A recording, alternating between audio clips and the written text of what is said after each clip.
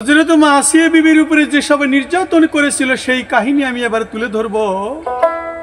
মাসিয়ার প্রতি এবং সন্তানদের প্রতি এই ফেরাউন কতই না নির্যাতন করেছিল, যার কাহিনী আজও পর্যন্ত মানুষের মনে আঘাত লাগে। তাই সেই কাহিনীটি বলি, ফেরাউন কিভাবে বাদশাহ হলো। হঠাৎ করে একদিনই মিশরের বাদশাহ অসুস্থ হয়ে পড়লেন। বাঁচার আশা আর বাদশার নেই। সেই মিশরের বাদশাহ মারা যাবে, বাঁচার আশা তো আর নেই। তাই মৃত্যুর আগে মিশরের ফেরাউন পদে কাকে বসিয়ে দিবেন এই চিন্তা করতে থাকলেন। এ ব্যাপারে নানা ভাবনা চিন্তা করে একদিনে বাদশাহ কাবুসকে শাহী মহলে তলব করলেন। মানে যিনি নতুন ফেরাউন হবে, আসিয়ার স্বামী, তার নাম হলো কাবুস। তো ভাবনা চিন্তা করে সেই কাবুসকে ডাকলেন। কাবুস শাহী তলব পেয়ে দেরি না করে বাধ্যগত অনুসারে মতো শাহী মহলে এসে হাজির হলো। কাবুসকে পেয়ে বাদশাহ বলে চলল, কাবুস, আমার কোনো পুত্র সন্তান নেই। আমার মৃত্যুর পর মিশরে ফেরাউন কে হবে, মানে বাদশাহকে ফেরাউন বলতো আগে। আমি সেই ব্যাপারে নানা চিন্তা ভাবনা করে তোমাকে আমার উত্তরাধিকার করার মনস্থ করছি। তুমি আমার কাছে খুব প্রিয়। কাবুস বলল, বাদশাহ নামদার, আপনি সুস্থ হয়ে উঠবেন। দুর্বলতার কারণে আপনি এসব কথা বলছেন। আপনি বেশি চিন্তা করবেন না, আপনি মিশরের প্রভু। না, বাদশাহ বলল, না বাবা, আমি আর বাঁচব না। আমি তোমাকে এই পদে অভিষিক্ত করে যাব, এটা আমার স্ত্রীর সিদ্ধান্ত। সে কি সম্ভব? যাব না। এই কাবুস বলল, যাব না, এটা কি সম্ভব? যদি জনগণ আমাকে পছন্দ না করে? জনগণ, বাদশাহ ফেরাউন, ওই মিশরের বাদশাহ বলল, নিশ্চয়ই তোমাকে পছন্দ করবে। বাদশাহ এই কথা বললেন। পরের দিন মিশর শহরের শাহী ফরমান জারি করা হলো, যেহেতু আমি মিশরের বাদশাহ, আমার মৃত্যুর পর মিশরের সর্বজনপ্রিয় উজির আজম কাবুস হবে মিশরের বাদশাহ, মিশরের ফেরাউন। কি করিয়া ভাগ্য তাহার খুলে গেল তাই, দয়ার আল্লাহ গো, আমি তো মহিমার গুণ গাই, আমি তো মহিমার গুণ গাই।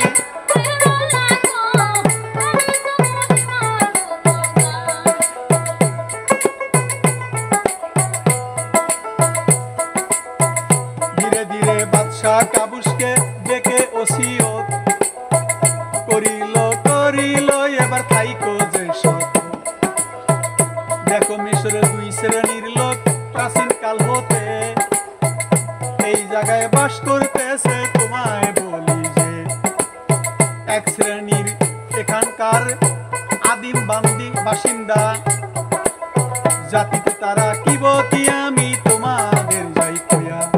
ধীরে ধীরে অপর শ্রেণীর প্রাচীন কালের নবী হযরত ইয়াকুবের বংশধর বনি ইসরাইল। এরা এবার বহিরাগত দুই শ্রেণী মানুষ বাস করতেছে, তাই দয়ার আল্লাহ গো,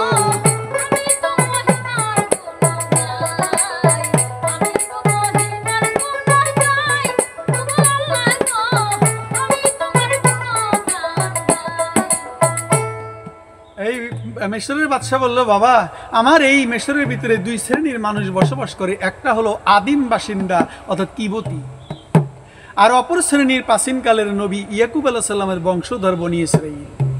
এরা হলো বহিরাগত। এরা তাওহীদি বিশ্বাসী ও ধর্মপরায়ণ। কারা? বনি ইসরাইলেরা। যদিও কিবতীদের সাথে এদের আদর্শ মিল নাই, তথাপি এরা আমাদের খুব বাধ্যগত। এরা সরল মনে রাষ্ট্রীয় আইন কানুন মেনে চলে। এর যুগ যুগ ধরে সেই বংশ পরস্পরায় এরা এখানেই থেকেছে এবং এখানেই থাকবে। তাই কাবুসকে বললেন, এরা এখন সংখ্যায় প্রায় কিবতীদের সমানই হয়ে গেছে। এদেরকে অস্থায়ী মনে করবেন না আপনারা। অস্থায়ী মনে তুমি করবে না। এটা কাকে বললো? আসিয়ার স্বামী কাবুসকে বলল। এদের উপর অন্যায়ভাবে জুলুম করবেন না। যোগ্যতার ভিত্তিতে এদেরকে সরকারি কাজে নিয়োগ করবেন। নাগরিকগণ সেই মৌলিক অধিকারগুলো যেন সেভাবে ভোগ করতে পারে। আরো বললেন বাদশাহ, মিশরের বাদশাহ ফেরাউনকে, কাবুসকে বললেন, মনে রাখবেন এরা নারীদের বংশ, নবীদের বংশধর, এদের সাথে সৎ ব্যবহার করবেন।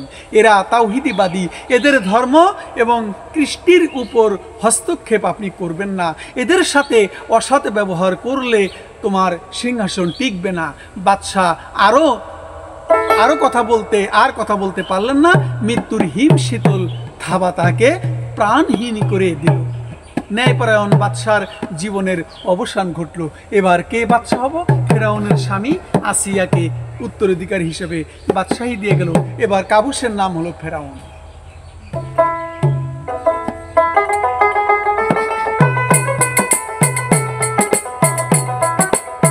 বাদশার মৃত্যুর পর কাবুস ওসিয়ত মোতাবেক ফেরাউন নাম ধারণ পূর্ব মিশরে যে সিংহাসন আরোহণ করিল। এইবার কাবুস হইল ফেরাউন। হায়রে ধীরে ধীরে এইবার বলবো তার কারণ। পাটবিন্দু আমরা এখন কাবুসকে ফেরাউন নামে আখ্যায়িত করে দেখতে চাই। দয়ার আল্লাহ গো,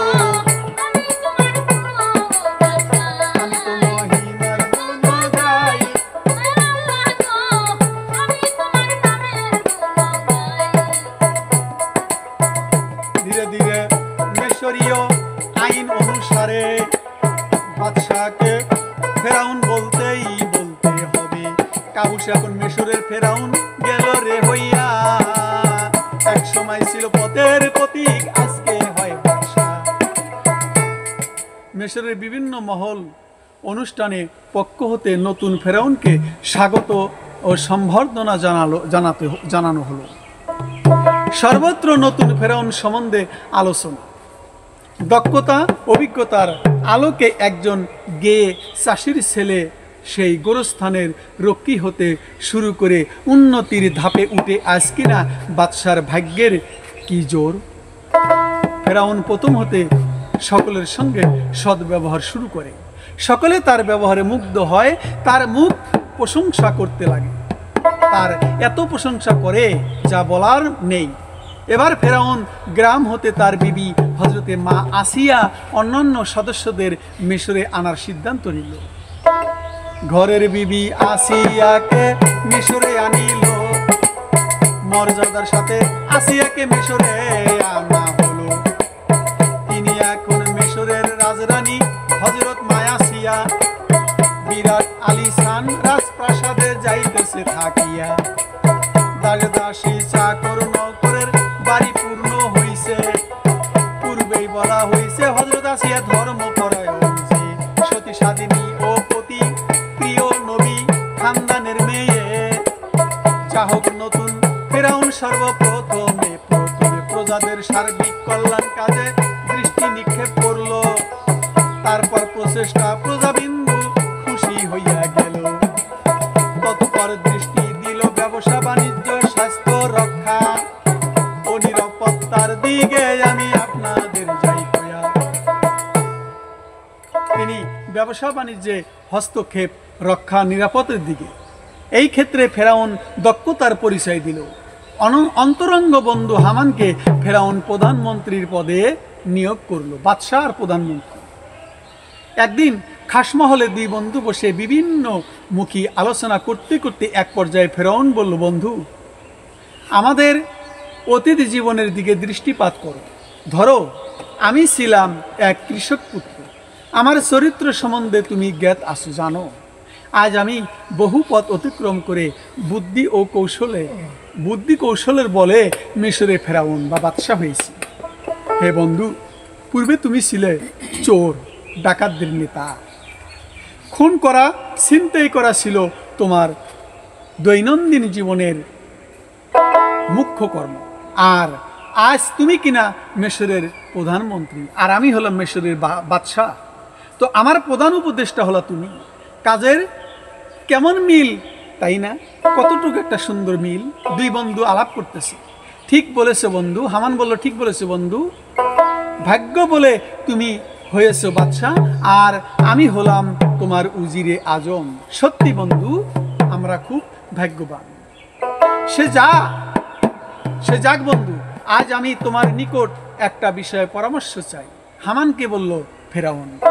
সেই বিষয়টা সুন্দরী, সেই বিষয়টা হলো সুদূর প্রসারী। কি পরামর্শ বন্ধু? বলল, আমি সাধ্য অনুসারে তোমাকে পরামর্শ দিব। হামান বলল, যেহেতু আমি তোমার পরামর্শদাতা। ফেরাউন বলল, বন্ধু, আমি আরো বড় হতে চাই, এটা আমার শেষ নয়। আমি মিশরের উপাস্য হতে চাই, মানে মিশরের খোদা হতে চাই, সেই ডিক্টেটর হতে চাই, খোদা হতে চাই। আমি হব বড় একটা রব। আমি এই দুনিয়ার, এই পৃথিবীর আমি একটা রব হতে চাই। হামান বলল, বন্ধু, তুমি এই সব কি বলছো? এটা কি সম্ভব? তাই আমারে বলো। এবার বলল হামান,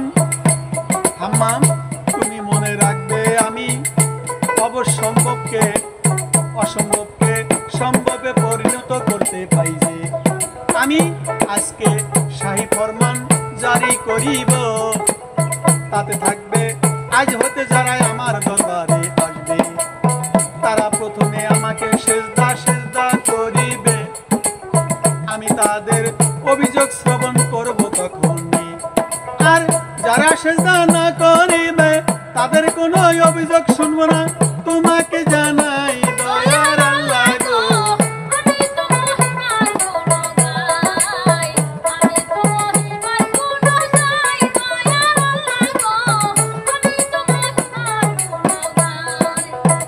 তাছাড়া আমার আদেশ অমান্যকারীর কঠোর শাস্তি দেওয়া হবে।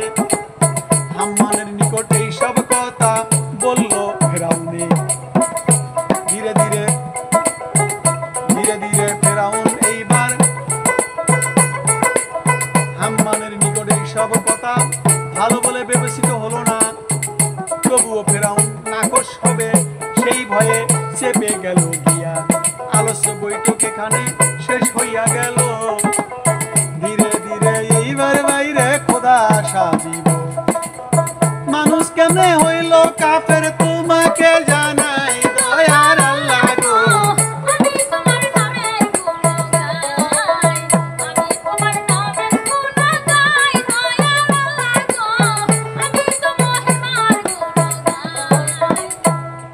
এই কথা বলল। এবার শাহী মহলে আবার বৈঠক। হাম্মান এখানে উপস্থিত খোদাই দাবি নিয়ে আবার আলোচনা শুরু করলো। ফেরাউন বলল, দেখো বন্ধু হামান, আমি দেশের নানা দিক থেকে নিয়ে চিন্তা ভাবনা করছি। দেশের জনগণ আমাকে ভালোবাসে, তারা আমাকে চায়। আমি দেখলাম এখানকার আদিম বাসিন্দা হচ্ছে কিবতী, তারা সংখ্যাগরিষ্ঠ। আর সংখ্যাগরিষ্ঠ হলে কি হবে? তারা অজ্ঞ। কারণ বেশি সংখ্যাগরিষ্ঠ হয়েও লাভ নাই, তারা তো মূর্খ, তারা অজ্ঞ এবং মূর্খ। খাওয়া দাওয়া জন চিন্তাশীল ও জ্ঞানী ব্যক্তি আছে, তাদেরকে মোটা অঙ্কের টাকা দিয়ে বশীভূত করতে পারব না। কিন্তু চিন্তার বিষয় বনি ইসরাইলের নিয়া, যেহেতু তারা তাওহীদী বিশ্বাসী, নবীর বংশধর ও ধর্মপরায়ণ, কিবতীদের আমি টাকা পয়সা দিব, তারা হলো মূর্খ। এই সমস্যা এখানে। হাম্মান বলতে থাকলো, বনি ইসরাইল প্রচেষ্টায় বহু কিবতী তাওহীদী বিশ্বাসী ও ধর্মপরায়ণ হয়েছে। কিবতীরাই ধর্মপরায়ণ হয়েছে। ইবাদত করার জন্য তারা মসজিদ করেছে, ইবাদত করার জন্য, ধর্ম শিক্ষার জন্য মাদ্রাসা করেছে, ধর্ম প্রচারের জন্য মাহফিল করে, সম্মেলন করে। তারা কি তোমাকে খোদা বলে স্বীকার করবে? তারা এক খোদার বিশ্বাসী। তাদেরকে চাকরি দিয়ে আমি বশীভূত করব, ফেরাউন বলল। তাতে যদি কাজ না হয় ভয় দেখাবো, তাতেও যদি না হয় তাহলে তাদের উপর জুলুম অত্যাচার করব। বন্ধু, তুমি এইসব কি বলছো? হামান বলল ফেরাউনকে, এইরূপ কথা বলো না তুমি।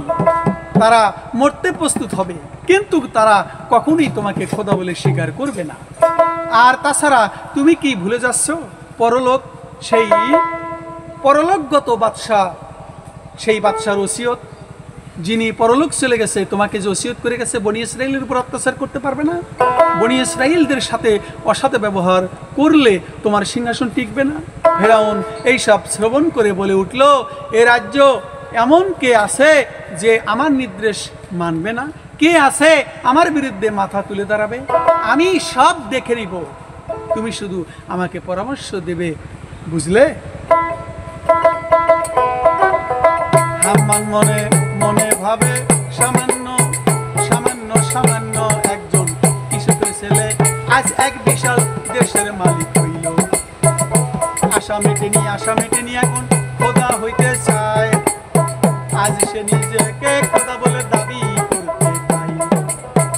ধনী ধন্য আশা ধন্য কুহুকিনী, আমি গেলাম বুঝিয়া। হাম্মান এবার পুনরায় ফেরাউনকে এবার বলল, শোনো বন্ধু, তুমি আমার বাল্য বন্ধু, ভালো মন্দ যা কিছু করছি দুইজনে একাত্রে, আমরা একাত্রে করেছি। হাম্মান বলল, বন্ধু তুমি আমি বাল্য বন্ধু, ভালো মন্দ যাহা কিছু করেছি দুজনেই একাত্রিত করেছি। এখন তুমি যদি সত্যিকারে খোদা হতে চাও তাহলে তোমাকে কিছু প্রাথমিক কাজ করতে হবে। আর সেই কাজ হচ্ছে এই আজ দেশের বহু লোক শিক্ষিত এবং ধর্মপরায়ণ, তারা খোদা বাদ দিয়ে তোমাকে মানতে চাইবে না খোদা, কারণ তুমি তো তাদের মতো একজন রক্ত এবং মাংসপিণ্ডের মানুষ। মূর্খ লোকদের না হয় বাদই দিলাম, তাদের যে ভাবে চালাবে তারা ওইভাবে চলবে। ফেরাউন বলল, তাহলে উপায় কি? হাম্মান বলল, উপায় একটি আছে বন্ধু, তুমি তা করতে পারবে? হ্যাঁ নিশ্চয়ই করতে পারবো, ফেরাউন বলল। তাহলে বলো না সেই উপায়টা কি? হাম্মান বলল, তোমাকে সর্বপ্রথম মেনে নিতে হবে দেশে যত দিন শিক্ষিত জ্ঞানী লোক থাকবে তারা দল গঠন করে তোমার কাজে প্রতিবাদ জানাবে এবং জনগণকে তোমার বিরুদ্ধে সচেতন করে তুলবে। তাই এখন হতে লক্ষ্য রাখতে হবে, আর যাতে করে কোনো লোক শিক্ষিত না হয়। আর এই জন্য তোমাকে অ্যাটেনশন জারি করে দেশের সকল শিক্ষা প্রতিষ্ঠানকে অনির্দিষ্টকালের জন্য বন্ধ করে দিতে হবে, কারণ তারা শিখবে বনি ইসরায়েলরা আর তোমার বিরুদ্ধে মিছিল মিটিং করবে। এটা করতে দেওয়া যাবে না, যেন মূর্খ হয়ে যাক। সর্বপ্রকার ওয়াজ মাহফিল ও ধর্ম আলোচনা বন্ধ করে দিতে হবে, ইবাদত গৃহালয় বন্ধ করে দিতে হবে। তারা দিনে দিনে গোমরা হয়ে যাবে, তখন তুমি যাহা বলবে ওরা তাই মেনে নিবে।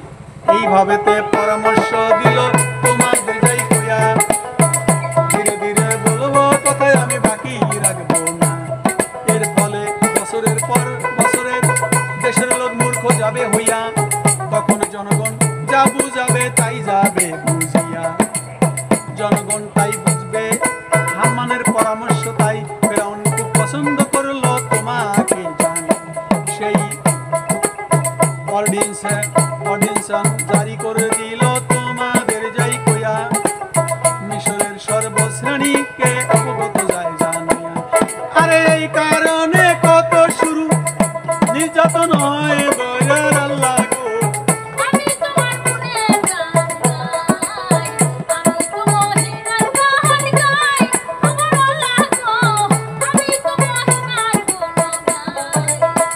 উপাসনা গৃহগুলো বন্ধ করে দেওয়া হলো। নির্দেশ অমান্য করলে কঠোর শাস্তি গ্রহণ করতে হবে। আরো সে কঠোর শাস্তি মৃত্যুদণ্ড হইতে পারে, এই জরুরি জারি ঘোষণা করলো। এই প্রেক্ষিতে জনগণ ভীতু হইয়া পড়ল, কেউ কোনো প্রতিবাদ বা টু শব্দ সাহস পেল না, সব নীরব হয়ে গেল। নির্দেশ